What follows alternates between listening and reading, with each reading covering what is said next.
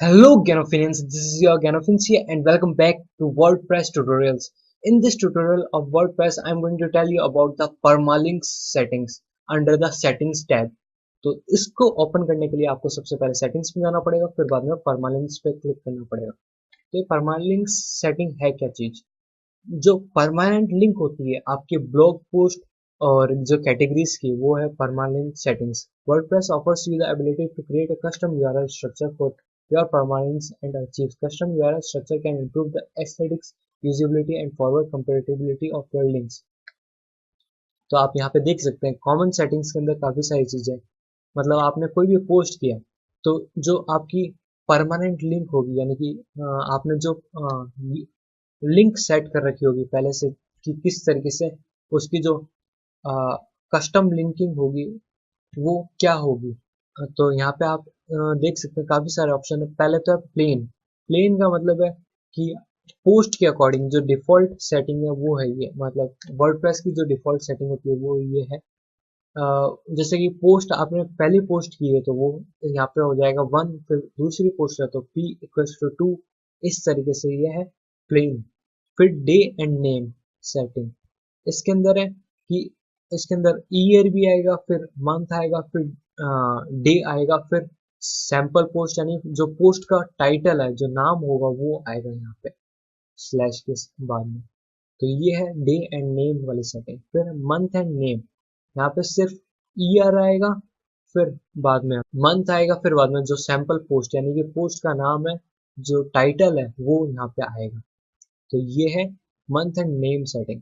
फिर आता है न्यूमेरिक। न्यूमेरिक का मतलब वही, यहाँ पे अर्चीव्स आ जाता है, फिर अर्चीव्स के बाद में जो पोस्ट का नंबर है, मान लीजिए पहली पोस्ट है पहला आ गया, फिर दूसरी पोस्ट है तो 2 आ जाएगा यहाँ पे, तीसरी पोस्ट है तो 3 आ जाएगा, चौथी पोस्ट है तो 4 आ जाएगा, लेकिन अर्चीव्स भी साथ में रहेगा। फिर आता है पोस्ट का नाम, सिर्फ पोस्ट का नाम यानी कि टाइटल, जो आपका पोस्ट का टाइटल है वो यहाँ पे आएगा आपकी वेबसाइट के बाद में।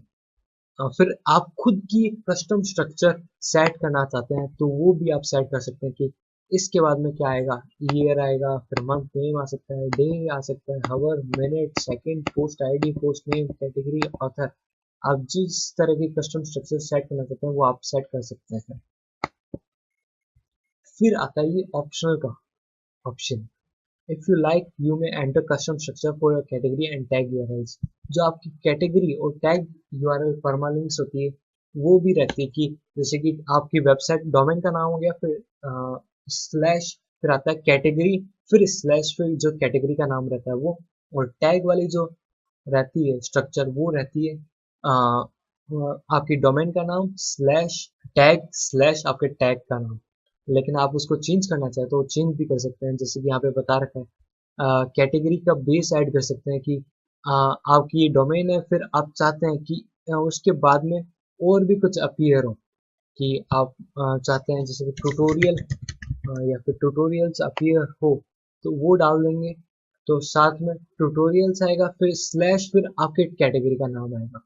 इसी तरह टैग वाली चीज को चेंज करके यहाँ पे ऐड कर सकते हैं कि टॉपिक, जैसे टॉपिक डाल सकते हैं, फिर ऐसे आएगा डोमेन का नाम, फिर स्लैश टॉपिक स्लैश टैग का नाम।